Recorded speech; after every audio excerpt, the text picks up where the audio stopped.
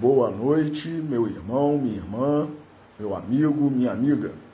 Você que nos acompanha na página Pregações Espíritas no Facebook e você que está inscrito no canal Pregações Espíritas no YouTube.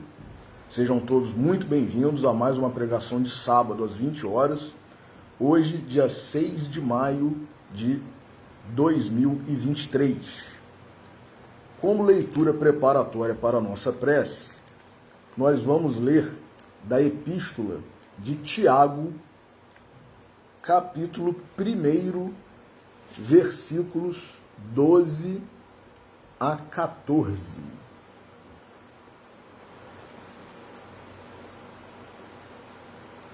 Feliz é o homem que persevera na provação, porque depois de aprovado, receberá a coroa da vida, que Deus prometeu aos que o amam. Quando alguém for tentado, jamais deverá dizer, estou sendo tentado por Deus, pois Deus não pode ser tentado pelo mal e a ninguém tenta. Cada um, porém, é tentado pelo próprio mau desejo, sendo por este arrastado e seduzido. Vou ler o versículo 15 também. Então, esse desejo, tendo concebido, dá à luz o pecado, e o pecado, após ter se consumado, gera a morte. Vamos fazer a nossa prece. Senhor Jesus, Deus, nosso Pai, amigos e benfeitores espirituais, espíritos familiares e simpáticos, nossos anjos guardiães, todos que labutais pelo nosso bem, pelo nosso progresso, pela nossa ascensão espiritual, moral, e que são todos, Senhor, trabalhadores da Tua vinha, da Tua seara, Teus missionários, missionários do Teu amor, da Tua misericórdia, que vêm renunciando, muitas vezes, a condições melhores para eles mesmos, para que nós possamos também, em nome do amor, em nome da misericórdia, em nome da solidariedade de cada um deles, fazer com que nós nos aproximemos de Ti e nos aproximemos do Pai Celestial, do nosso Criador. Então, por isso, Senhor, por mais esta bênção, mais esta oportunidade em que nos reunimos hoje em Teu nome, para estudarmos o Teu Evangelho, os Teus ensinamentos, a Tua verdade, que é a verdade provinda de Deus, antecipadamente gratos, pedimos permissão para iniciar a pregação de hoje. Que assim seja. Meus irmãos, na última pregação, nós falamos sobre a liberdade, livre-arbítrio, que é um atributo do Espírito, de nós, seres humanos, criados por Deus, à sua imagem e semelhança, e que sem essa liberdade, sem esse livre-arbítrio, nós perderíamos a nossa autonomia, a nossa individualidade. E Deus não quer que nós sejamos máquinas, que nós não façamos nada que nós não escolhemos, que nós não desejamos, que nós não optamos. Ele nos dá autonomia para que nós hajamos de acordo com a nossa vontade, com o nosso desejo, com a nossa intenção, com a nossa escolha e com a nossa autonomia. Ensina o caminho bom, o caminho certo, o caminho reto. Tanto que Jesus veio e disse, eu sou o caminho, a verdade e a vida. Quem quiser vir ao Pai, né, negue, né, quem quiser ser meu discípulo, negue-se a si mesmo, tome a cada dia a sua cruz e siga. Ninguém vem ao Pai senão por mim. Mas Jesus nos convidava e convida até hoje a que nós o sigamos. Agora, ele nunca impôs. Tanto, como falei na última pregação, que quando os 70 discípulos, após reclamarem que o discurso de Jesus, as falas de Jesus, os ensinamentos de Jesus eram muito duros, e falaram, verbalizaram isso para Jesus. Duro é este discurso para nós. E resolveram abandonar Jesus. Jesus, não sendo, como não é, nunca foi, nunca será um ditador, e respeitando, da mesma forma que ele, como disse, eu e o Pai somos um, respeitando o livre-arbítrio, a autonomia de cada um de nós, perguntou aos outros 12, que são os que nós conhecemos mais comumente, né, os 12 apóstolos, os 12 discípulos, quereis vós ir também? Então, quer dizer, Jesus permitiu que os apóstolos naquele momento ali escolhessem se eles queriam continuar como apóstolos de Jesus ou não. Aí Pedro deu aquela resposta maravilhosa, que está registrada. Senhor, para quem iremos? Só tu tens a palavra da vida eterna.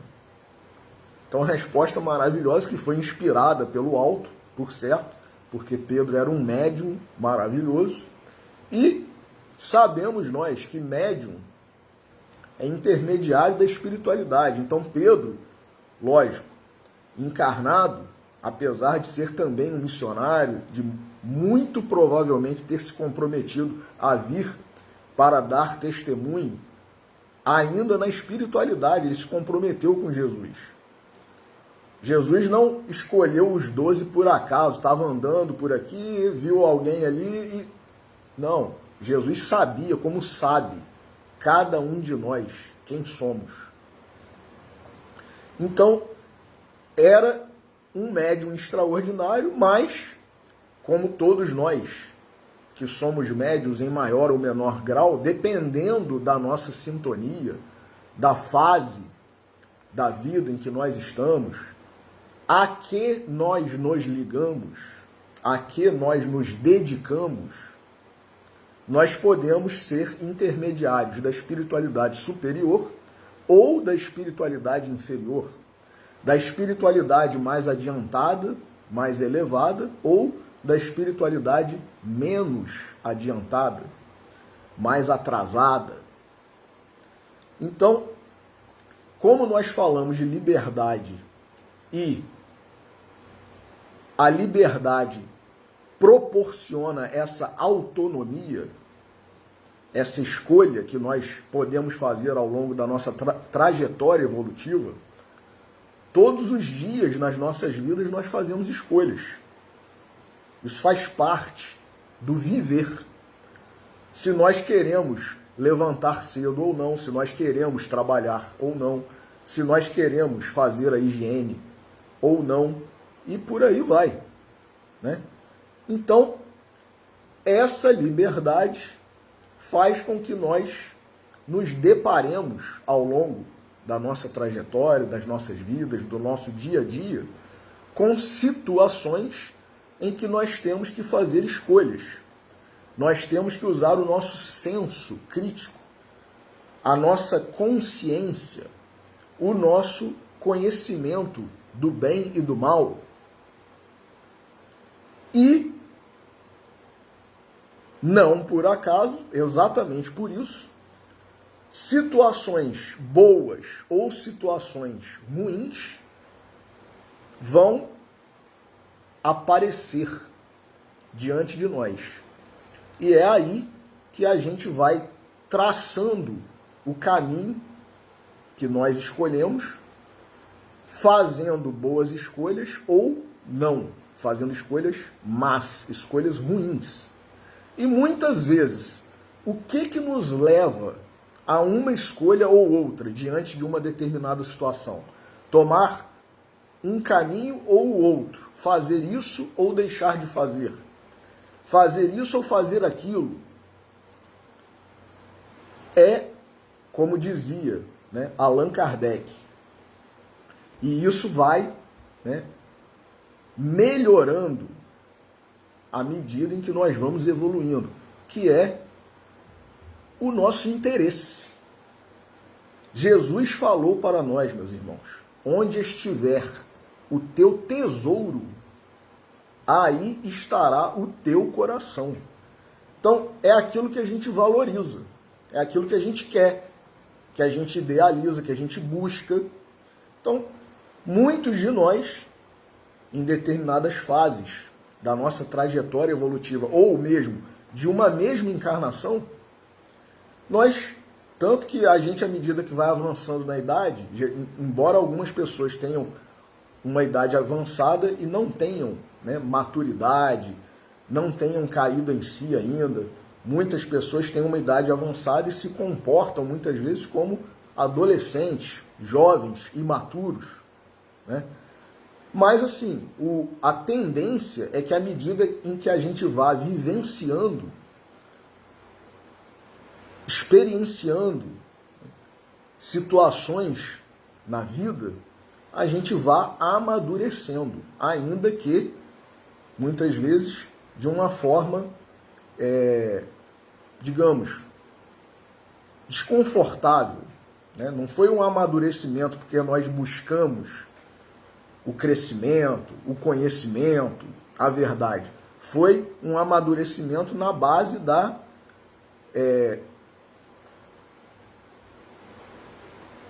experiência mesmo de viver uma situação ruim e acabar aprendendo com aquilo, né? Tanto que nós falamos no texto de Vinícius que nós lemos na última pregação sobre a liberdade, nós dissemos, não tenhamos a pressa, a precipitação, né, e a superficialidade de encarar esse texto de Vinícius como uma apologia do erro. Não é isso. Agora, lógico, na medida em que nós vivenciamos uma situação em que nós erramos e nós aprendemos, nós colhemos, vivenciamos a consequência negativa daquilo, por termos feito uma escolha ruim, a tendência é de que, se eu vivenciei uma situação ruim, porque fiz uma má escolha, é de que eu não queira vivenciá-la novamente. Não é mesmo? Ninguém coloca o dedo no interruptor de energia elétrica e recebe uma descarga elétrica, né? Toma um choque e, eu vou colocar de novo o dedo ali, né? E é um exemplo até bem simples, né? Simplório. É a criança que o pai e a mãe, né, falam, não coloca o dedinho ali. E a criança olha para o pai e para a mãe, vai lá e coloca, e toma um choque. Chora, né, dói, mas o pai e a mãe às vezes deixam que isso aconteça para que a criança então entenda. E conosco é exatamente assim que Deus age. Ele nos dá essa liberdade, esse livre-arbítrio, para que nós façamos as nossas escolhas, para que nós hajamos, né, atuemos na vida com a nossa liberdade. Agora, tudo tem consequências. Então, na medida em que nós colocamos o nosso tesouro, o nosso interesse, aquilo que a gente valoriza, o que a gente busca em coisas ruins, coisas que vão ficar por aqui quando nós desencarnarmos, coisas que não vão nos acrescentar nada, pelo contrário, vão nos degradar, vão tornar a nossa condição de criaturas de Deus, né, quase que sendo, né, uma ingratidão, uma blasfêmia, uma desonra em relação ao Criador, porque nós nos aviltamos quando negamos a nossa natureza divina, a nossa essência divina, e nos comparamos muitas vezes com seres que estão abaixo de nós na escala, né, da criação divina, né, dando vazão a paixões, a instintos, né, a vícios. E esses termos que nós acabamos de usar aqui agora, né, paixões, vícios, instintos, fazem parte da nossa trajetória, da nossa natureza, da nossa vivência. Por quê? Porque nós estamos num processo de evolução. À medida em que nós avançamos para Deus, né, para a perfeição, nós vamos nos libertando. Isso vai ficando para trás, vai ficando distante de nós. E à medida em que nós recusamos ou estamos iniciando a nossa trajetória, isso ainda está muito forte. Então cabe a nós escolhermos. Há espíritos que conseguem ascender, meus irmãos, de uma forma muito mais rápida e com muito menos sofrimento, com muito menos consequências ruins. Por quê? Porque escolheram a boa parte, né? Jesus não recriminou Marta, irmã de Maria e de Lázaro. Ele não recriminou, mas ele advertiu no sentido de que muitas coisas nós temos para fazer na nossa vida de encarnados, na nossa vida de desencarnados, espíritos libertos do corpo. Agora, qual parte que a gente está escolhendo? Existem as partes boas, existem as partes ótimas, as escolhas maravilhosas, e as menos boas, e as ruins, e as péssimas. Então, nós podemos escolher o que nós quisermos. Agora, Jesus como nosso mestre, como nosso salvador, nosso pastor, representante do Pai, do amor, ele tem esse cuidado conosco. Ele não nos vê fazendo algo errado, ou fazendo uma escolha menos boa, e deixa que isso aconteça como se ele não estivesse se importando por nós. Pelo contrário, é aquele pai zeloso, cuidadoso, que vê o filho fazendo uma escolha ruim, ou tomando uma atitude, né, se comportando de uma determinada forma, e adverte sim o filho. Não faz, né, aquela teoria lá do francês, né, laissez-faire, laissez-passer, né, deixa fazer, deixa passar. Essa pedagogia, essa psicologia, né, que de algum tempo já está em voga aí, né, que não se pode contrariar o jovem, o adolescente, não se pode dizer não, né? A criança pode ficar traumatizada, né? Então, cheio de modernismos, e não é assim que Deus age conosco. Ele nos ensina. Ele nos ensina. Agora, cabe a nós querermos seguir a orientação de Deus, a orientação de Jesus, ou não. Aí é que está o nosso livre-arbítrio. Mas o amor de Deus, o amor de Jesus para conosco, é aquele amor que diz, o certo é esse. Cabe a você escolher fazer o certo ou não. Tudo tem consequências. Então Marta, ela só foi advertida. Marta, Marta, andas preocupada com tantas coisas e somente uma é a principal, a mais a eterna, né? A mais perene, né? A que dura para sempre. E Maria, que estava ali, né, ouvindo as lições, as conversas, as falas de Jesus, porque isso nada tira. A morte do corpo não tira, uma situação de penúria não tira, né? É algo que a gente leva não somente daqui para o plano espiritual, fica para sempre, meus irmãos.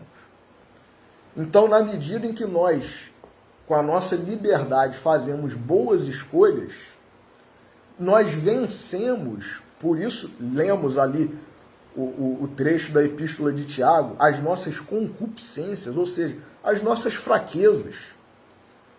Porque as situações vão existir. nós somos tentados nas nossas concupiscências, enganados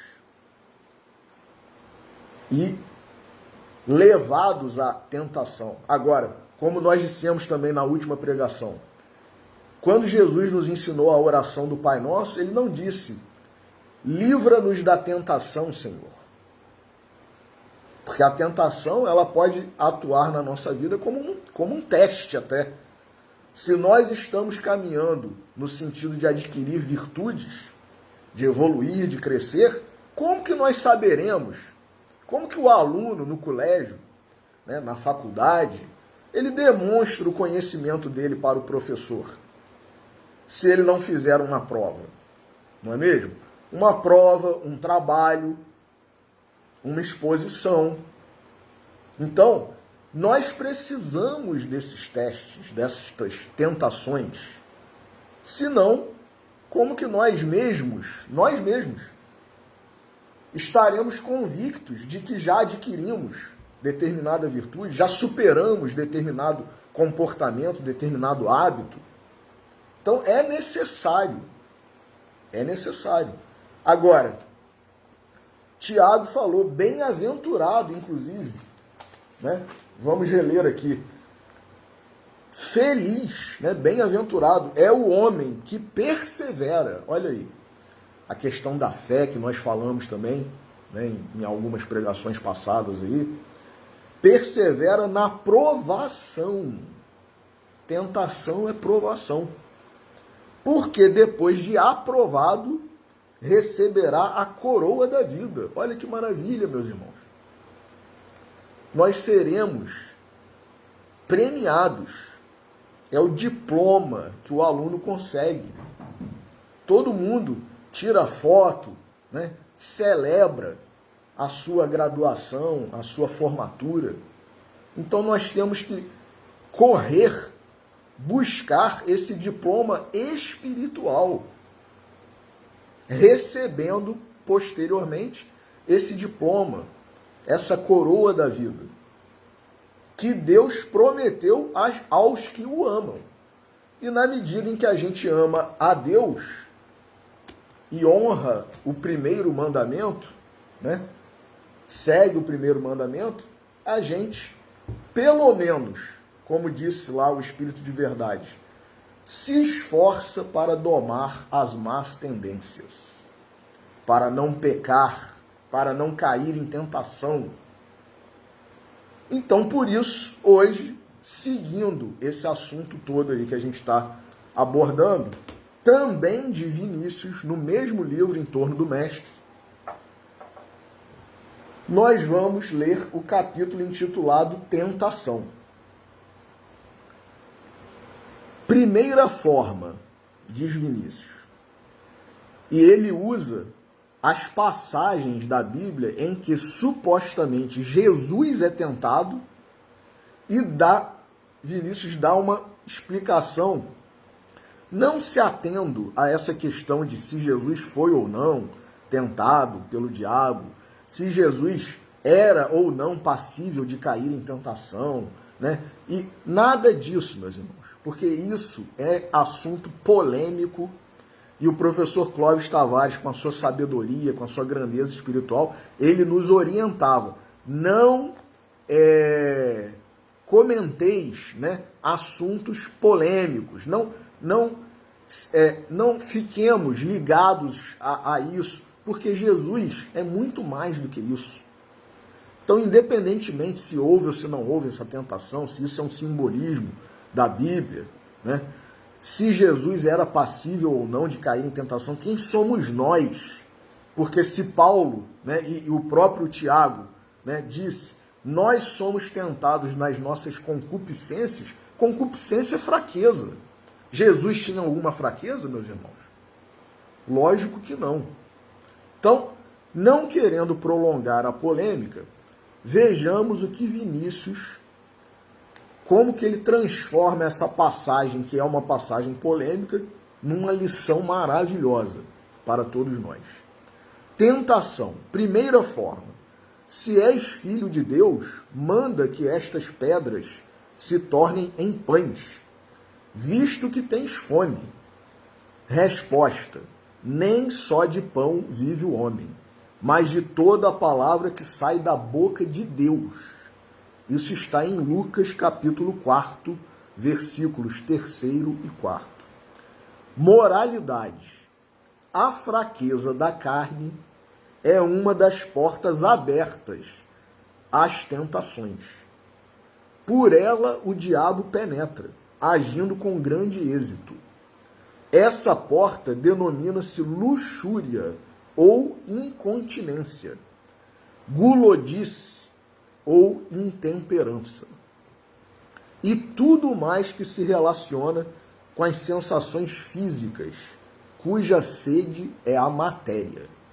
Então, fazendo apenas uma pausa e abrindo um parêntese, a Igreja Católica, né, que é o cristianismo durante um período considerável da história da humanidade, né, lá com São Tomás de Aquino, né, depois de muitas reflexões até chegar a São Tomás de Aquino, ele estabeleceu os 7 pecados capitais, ou seja, os 7 pecados principais, e que dariam origem, ensejo, a outros tantos, que eram, antes de São Tomás estabelecer esses 7 pecados capitais, eram abordados de uma forma geral, um sem número, e que nós podemos ficar aqui também por horas a fio falando de cada um dos pecados,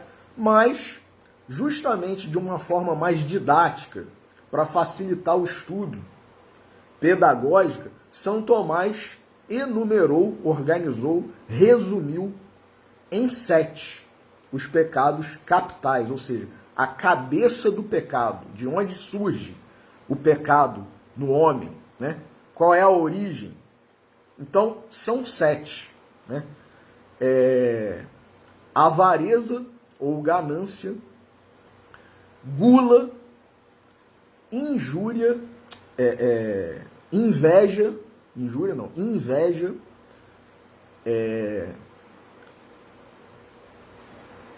avareza, gula, inveja, ira,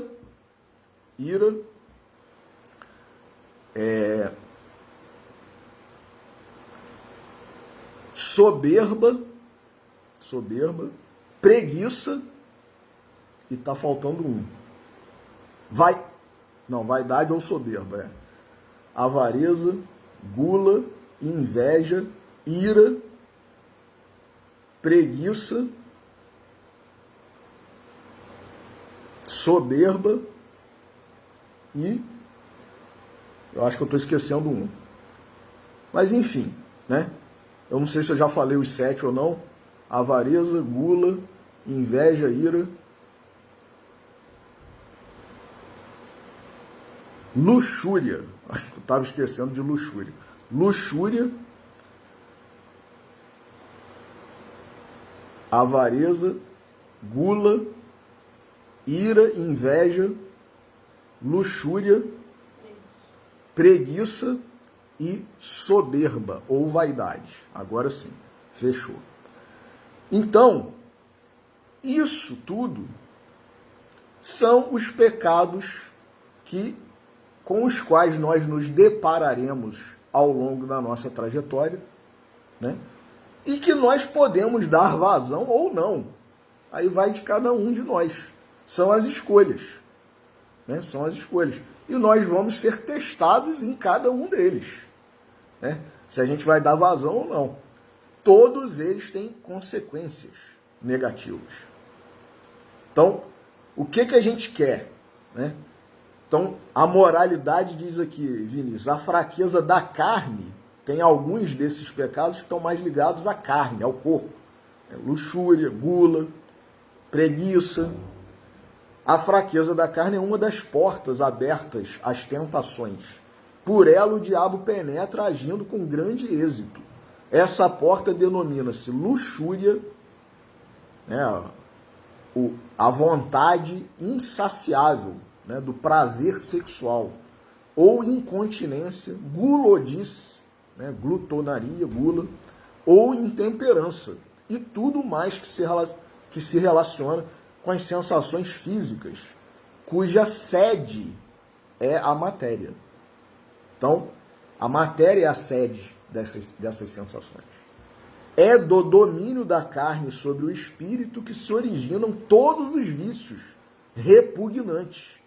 Palavras de Vinícius. Tais como o alcoolismo, a concupiscência, a gula, o tabagismo, a cocainomania, que é a drogadição, né? Não somente em relação à cocaína, a drogadição de uma forma geral, né? O vício, a dependência química. Então, Vinícius está a dizer, é do domínio da carne sobre o espírito. Quando a gente deixa o corpo falar mais alto do que o espírito. Embora nós sejamos espíritos, meus irmãos. O corpo, diz Vinícius, quando não dirigido pelo espírito, destrói-se a si mesmo por meio das continuadas sensações e exaltações a que se submete. Daí o dizer profundamente sábio do mestre, aquele que muito quer gozar a vida, perdê-la-á. O que renunciar, porém, à vida por amor de mim, ganhá-la-á. Palavras de Jesus. Todas as moléstias, segundo Vinícius, têm origem nas fraquezas da carne, as quais levam o homem a transgredir constantemente as leis de higiene, leis naturais e, por isso mesmo, religiosas. A enfermidade é a herança do pecado. Tanto que a gente acabou de ler, né? O pecado gera a morte. É uma doença, né? É uma fraqueza. Reza o Evangelho. A matéria não raciocina, não tem inteligência, nem discernimento. Olha aí, a questão do livre-arbítrio que nós temos é para que nós, com o nosso discernimento, e aí o discernimento vai crescendo na medida em que nós vamos evoluindo, né? Na medida em que nós vamos experienciando e vencendo, ou se erramos, eventualmente, não voltamos a errar, né? Tanto que eu falei também na última pregação, existe um provérbio popular, errar é humano, persistir ou permanecer no erro é burrice, né? Então, quando a gente já conhece que aquilo é o erro, é o errado, né? É o ruim, é o pecado, é o crime, e continua, aí a gente já está violando, né? Violentando a própria essência divina de cada um de nós, né? Começa a ser um comprazimento, né? Um prazer no mal, que é exatamente o que muitas vezes esses pecados capitais proporcionam. A gente, por uma vontade inenarrável, né? Incomensurável, de sentir um prazer, que não necessariamente é um prazer físico, né? Da carne, que aí tem dois pecados mais voltados para isso, que são a gula e a luxúria, mas a gente pode sim querer sentir prazer na vaidade, né? De todos nos admirarem, né? Na ira, né? De expressar, né? Da forma mais agressiva possível, né? A nossa insatisfação, a nossa opinião. E tem gente que fala que sente prazer com isso. Eu tenho que extravasar, né? Então, quer dizer, são prazeres que nós buscamos que podem não ser somente prazeres do corpo, né? Mas que proporcionam alguma satisfação. E tem algo muito errado nisso, né? Se a gente está nessa linha aí de ação, de comportamento, a gente está num desequilíbrio, meus irmãos, né? Desequilíbrio do ponto de vista humano, né? Que os psicólogos, os psiquiatras vão poder tratar, e, sobretudo, desequilíbrio espiritual, não é mesmo? Então, a matéria não raciocina, não tem inteligência nem discernimento. É sede apenas de sensações. Do abuso dessas sensações nascem as exigências caprichosas da animalidade.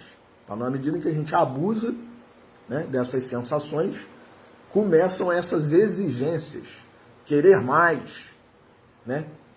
E que só denotam o quê? A nossa inferioridade, a nossa animalidade, como diz Vinícius aqui, as quais arrastam o homem ao pélago dos vícios e à voragem do crime. Se a gente não luta contra isso, das duas uma. Ou a gente vai encaminhar, né, para o crime, o pecado, né, o erro, ou para o vício. Né? Como sair de tal situação? Pergunta Vinícius. Como dominar a carne, fechando assim ao diabo uma das portas por onde tantas vezes consegue levar a cabo seus malévolos intentos? Vence-se a carne, não lhe concedendo tanta atenção. Olha aí, onde está o teu tesouro? A gente tem que pensar em outras coisas, coisas maiores, coisas mais elevadas, coisas melhores. Nós somos espíritos, meus irmãos. Vence-se a carne, não lhe concedendo tanta atenção, não atendendo aos seus arrastamentos e caprichos, fortificando, enfim, o espírito com o pão do céu, que é a palavra de Deus, a verdade eterna revelada ao mundo pelo seu verbo humanado, Jesus Cristo. No princípio era o verbo, está lá no Evangelho de João, e o verbo se fez carne e habitou entre nós. Então, quer dizer, a gente está buscando as coisas que nos animalizam, que nos degradam.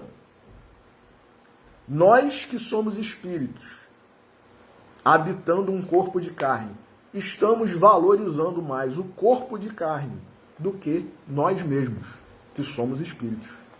Né?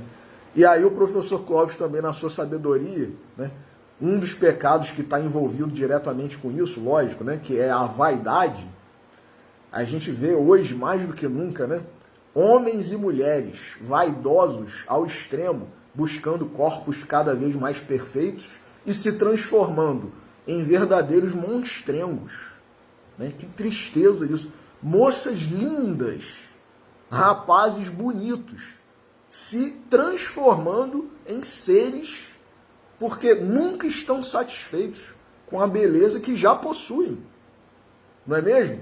Então a gente vê moças lindas fazendo procedimentos estéticos, cirurgias e tal, e o resultado é 1000 vezes pior do que antes, né, dela se submeter a isso. Né?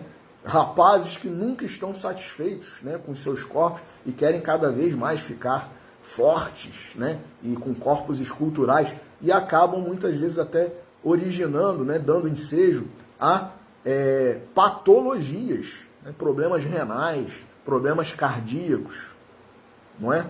Então, quer dizer, vindo a óbito até, né, desencarnando, tanto as mulheres que se submetem a esses procedimentos todos, né, e tanto os homens, né, moças e rapazes, muitas vezes novos, desencarnando, tendo problemas que vão acompanhar e impedir que eles tenham a vida que poderiam ter, né, porque, né, se voltaram para um culto do corpo, da vaidade, que culminou com uma limitação, né, e às vezes até, infelizmente, né, chegando a uma desilusão que muitas vezes pode ensejar até mesmo um suicídio, meus irmãos.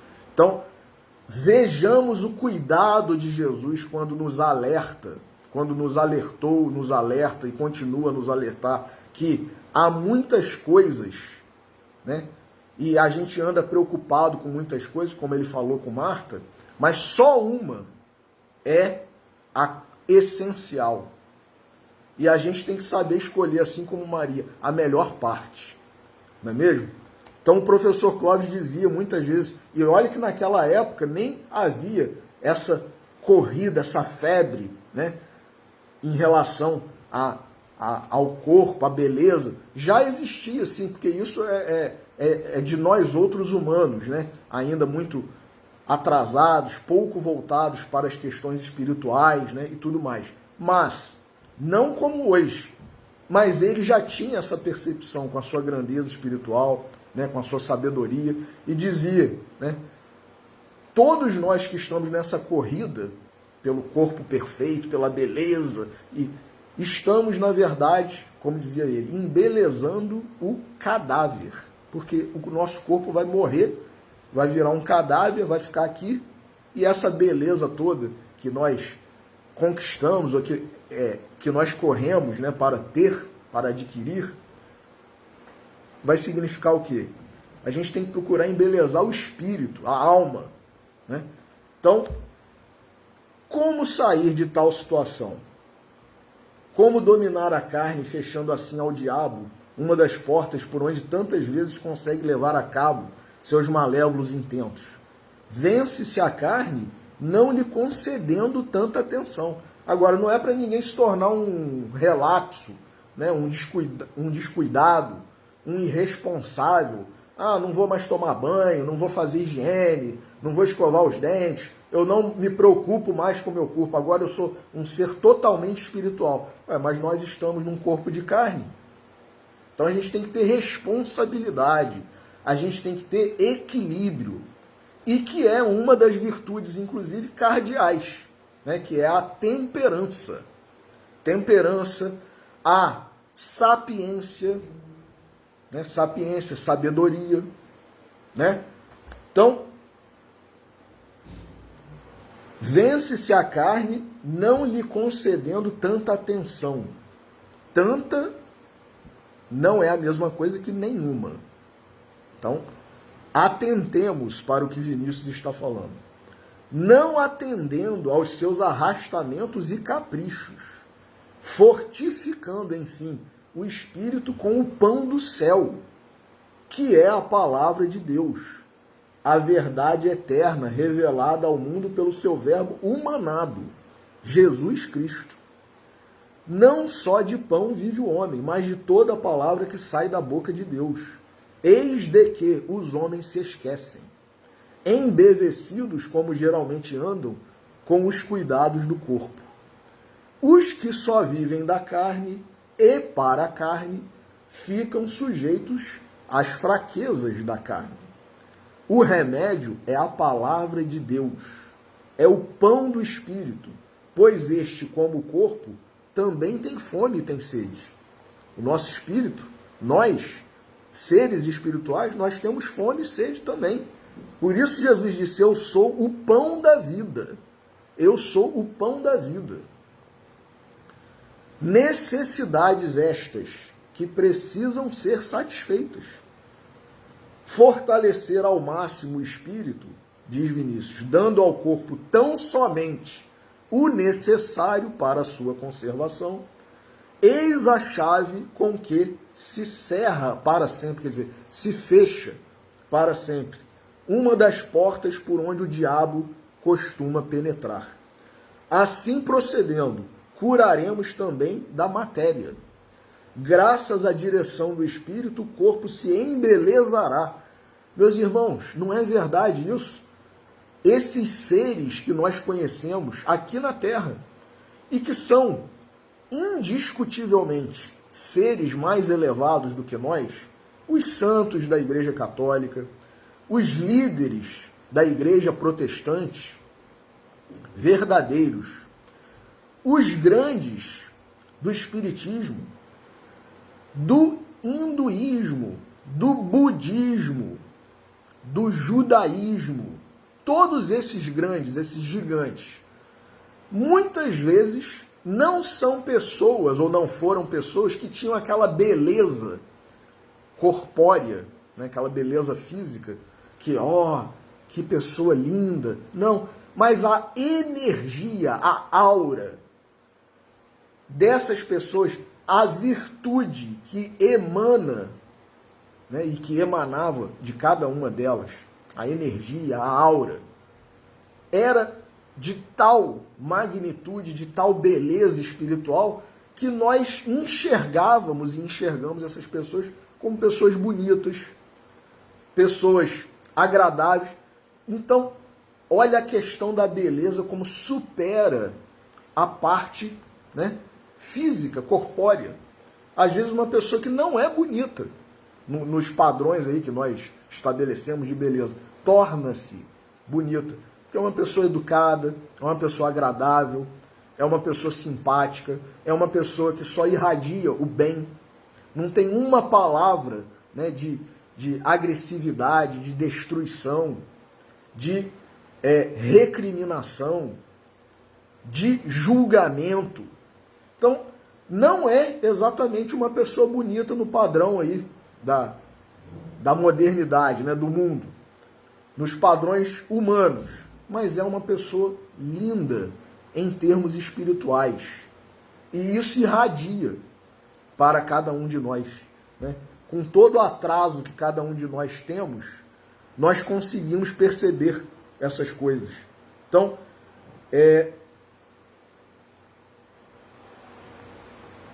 o remédio é a palavra de Deus.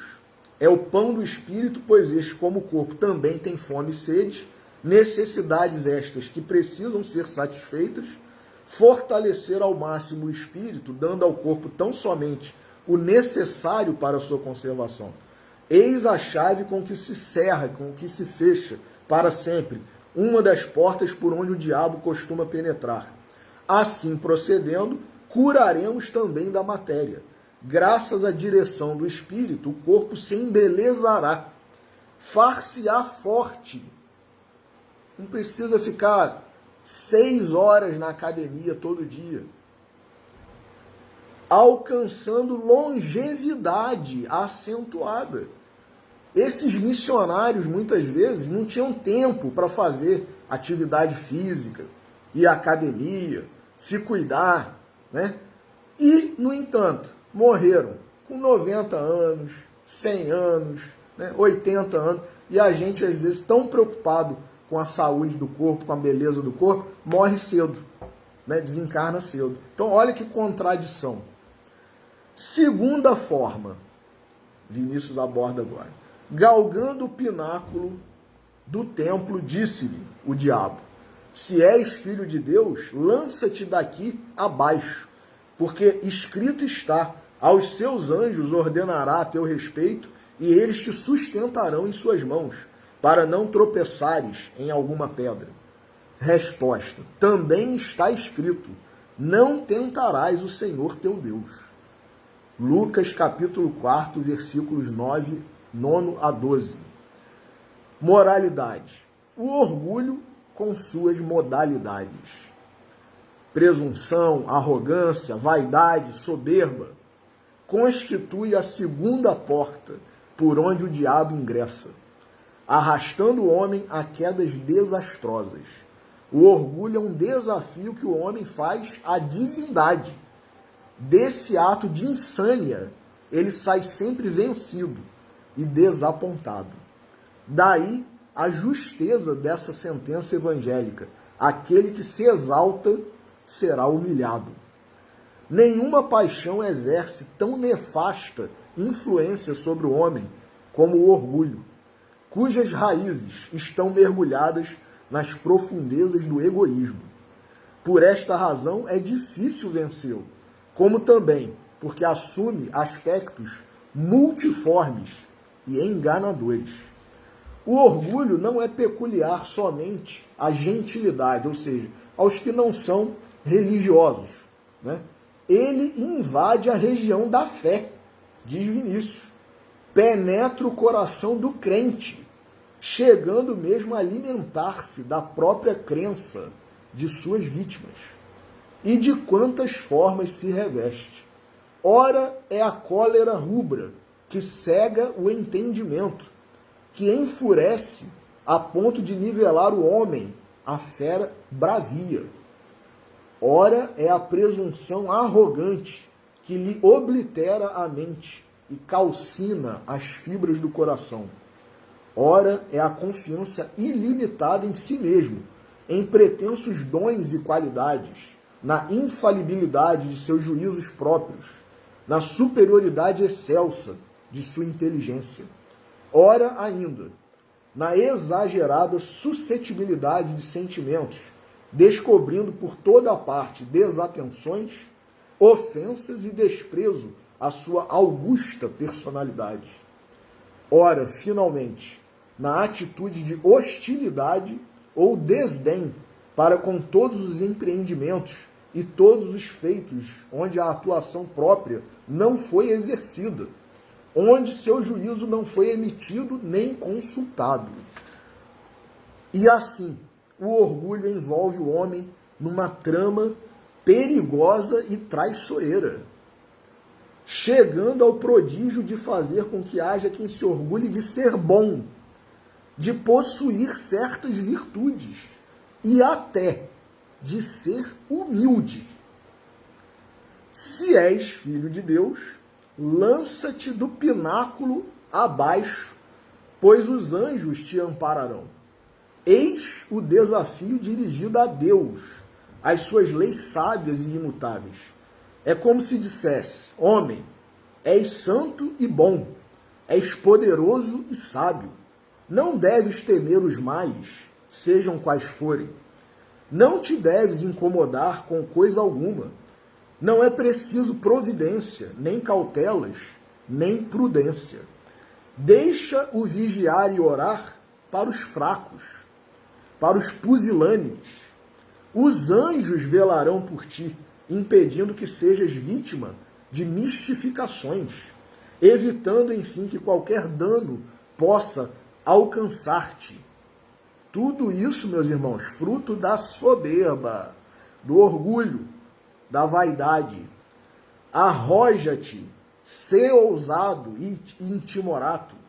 Tens em ti mesmo todo o poder, todo o valor, toda a sabedoria. Assim fala o orgulho, desafiando as leis naturais e provocando a reação que se não faz demorar, a humilhação do orgulhoso. Como nos livrarmos de inimigo que se mascara assim para nos vencer? Guardando na mente e no coração a advertência do Mestre: não tentarás o Senhor teu Deus. Isto é, serás sempre humilde, reconhecendo tua ignorância e fraqueza, através do estudo constante que deves fazer de ti mesmo. Agirás sempre com prudência e calma, prevenindo tudo que estiver ao teu alcance e jamais abusando dos dons e faculdades de teu espírito. Orarás e vigiarás constantemente, pois assim estarás estabelecendo tua comunhão com a fonte de todo o poder, que é Deus. Esse Deus a quem nunca desafiarás, deixando-te possuir da louca pretensão de submetê-lo aos teus caprichos e veleidades. Então, quer dizer, quando a gente é humilde, ora, vigia, e não acha que por ser um filho de Deus, por ser religioso, está protegido, né? Está livre do mal e tudo mais, e a gente não precisa fazer nada. Então, a gente, quando é humilde, ora, vigia, a gente se aproxima, meus irmãos, da espiritualidade superior, né? Quando Jesus contou a parábola do fariseu e do publicano, o publicano era um pecador, reconhecido na sociedade judaica, né? E, inclusive, apregoado, né? Estigmatizado de traidor, porque era quem cobrava o imposto do Império Romano aos seus compatriotas, seus irmãos judeus, para dar esse dinheiro lá para o Império Romano. Então ele era um pecador, um traidor. Então todos desprezavam. E Jesus disse que na oração em que fizeram, tanto ele quanto o fariseu, que era um sacerdote, né, era alguém ligadíssimo né? E exercendo a atuação na vida social no âmbito religioso. Quem se justificou diante de Deus, né? Aquele que, em tese, não tinha pecado nenhum, porque fazia isso, fazia aquilo, não fazia isso, não fazia aquilo e tal, e estava se gabando ali, né? Ou aquele que era reconhecidamente um pecador e dizia para Deus: Senhor, tem misericórdia de mim, porque sou um pecador. Jesus falou que esse saiu justificado. Então, quando a gente tem humildade, reconhece o próprio erro, né? Pede que Deus nos ajude, nos proteja, nos livre, não do mal, mas nos livre do mal e não da tentação. Que a gente tem que vencer a tentação. A gente tem que fazer a parte da gente, né? Não é Deus que vai sair livrando a gente de tudo, não. A gente tem que dar o testemunho, meus irmãos, né? Então, esse Deus a quem nunca desafiarás, deixando de possuir da louca pretensão de submetê-lo aos teus caprichos, é Deus que tem que fazer a nossa vontade? Deus que tem que fazer a nossa... Então, quer dizer, a gente está acima de Deus? Dessa sorte terás fechado outra porta, por onde o diabo a cada passo penetra, invadindo teus domínios. E a terceira forma, de novo o diabo o levou a um monte muito alto e mostrou-lhe todos os reinos do mundo e a glória deles. E disse-lhe: tudo isto te darei, se prostrado me adorares. Resposta: vai-te, Satã, pois está escrito: ao Senhor teu Deus adorarás, e só a ele darás culto. Mateus capítulo 4, versículos 8 a 10. Moralidade: a cobiça, a ambição desmedida, o apego às riquezas e a fascinação do poder e das glórias mundanas são, em conjunto, a terceira porta aberta às investidas do diabo. Ser idólatra não importa somente no feiticismo, que consiste em render culto às imagens. A idolatria mais perniciosa é aquela que se verifica na avareza, no apego às temporalidades, na sede de poder e de glórias do século, de gloríolas, eles chamam de gloríolas do século, e finalmente na adoração de si mesmo, ou egolatria. E esse culto ao corpo também está inserido nisso, meus irmãos. Né? A gente passa a idolatrar a gente mesmo. Né? A pessoa fica malhando, né, fazendo a musculação lá, a atividade física na academia, se olhando no espelho, se o braço está muito bonito, né, se está com o bíceps muito forte. Quer dizer, é um culto a si mesmo, né, uma idolatria a si mesmo. Ser idólatra não importa, vou repetir, no feiticismo que consiste em render culto às imagens. A idolatria mais perniciosa é aquela que se verifica na avareza, no apego às temporalidades, na sede de poderes de gloríolas do século e, finalmente, na adoração de si mesmo, ou egolatria. Indescritíveis e inumeráveis são os crimes perpetrados no mundo pela ambição aliada à cobiça. Crimes individuais e crimes coletivos. As guerras cruentas que ensoparam a terra e ainda ensopam, né? Por vezes de sangue e de lágrimas, estendendo o negro véu da viuvez e da orfandade sobre milhares de mulheres e crianças, não tem outra origem, nem outra explicação, além da cupidez de corações ávidos de ouro e de pruridos de hegemonia. As barreiras alfandegárias que encarecem e dificultam a vida das nações, o despotismo dos governos imperialistas, as tiranias oligárquicas e ditatoriais, todos os vexames e sacrifícios que se têm imposto impiedosamente aos povos são legítimos frutos dessa insaciável sede de domínio, de glórias e de supremacias, sede maldita que oblitera a razão e destrói as fibras do sentimento humano. Por isso, dizia o apóstolo das gentes, Paulo, né? A raiz de todos os males é a cobiça. E aconselhava, não vos fascineis com as grandezas, acomodai-vos às coisas humildes. Satã entronizou o bezerro de ouro, e com esse manipanso vai enlouquecendo homens e nações. Do alto do monte das ambições, o diabo tem precipitado indivíduos e povos, depois de lhes haver prometido sempre cobiçado domínio da terra.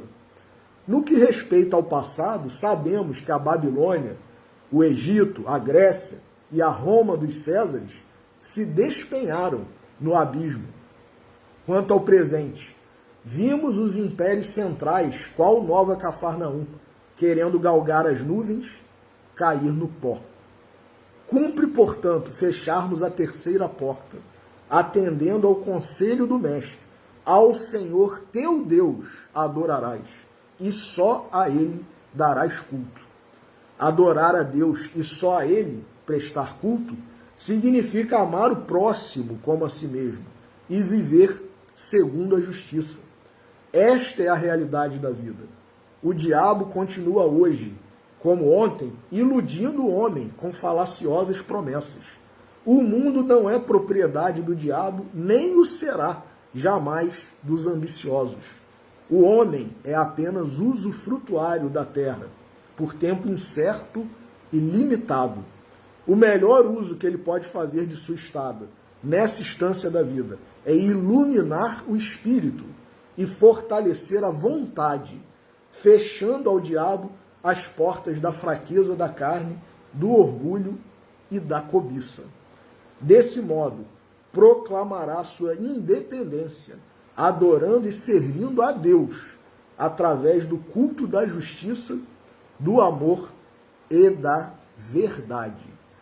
E aí, meus irmãos, como ele terminou aqui falando de vontade, só para finalizar, no Livro dos Espíritos, na questão 845, que fala sobre o livre-arbítrio, não constituem obstáculos ao exercício do livre-arbítrio as predisposições instintivas que o homem traz consigo ao nascer? As predisposições instintivas são as do espírito antes de encarnar. Conforme seja este mais ou menos adiantado, elas podem arrastá-lo à prática de atos repreensíveis, no que será secundado pelos espíritos que simpatizam com essas disposições. Não há, porém, arrastamento irresistível, uma vez que se tem a vontade de resistir. Lembrai-vos, terminam os espíritos superiores dizendo para Kardec, lembrai-vos de que querer é poder. Ao contrário do provérbio popular, querer não é poder. Os espíritos superiores disseram, querer é poder. E o professor Clóvis, eu não vou ler o capítulo, mas no livro De Jesus para os que Sofrem, ele tem um capítulo maravilhoso, intitulado Ele Disse Quero, fazendo menção, né, à resposta de Jesus, quando o leproso, né, ele perguntou, o leproso disse, Senhor, se quiseres, podes tornar-me limpo. E Jesus disse, quero. E o professor Clóvis fala aqui nesse capítulo, né, que é o capítulo 8º do livro de Jesus para os que Sofrem, que existe uma tríade de Pasteur que é a seguinte: vontade, trabalho e paciência.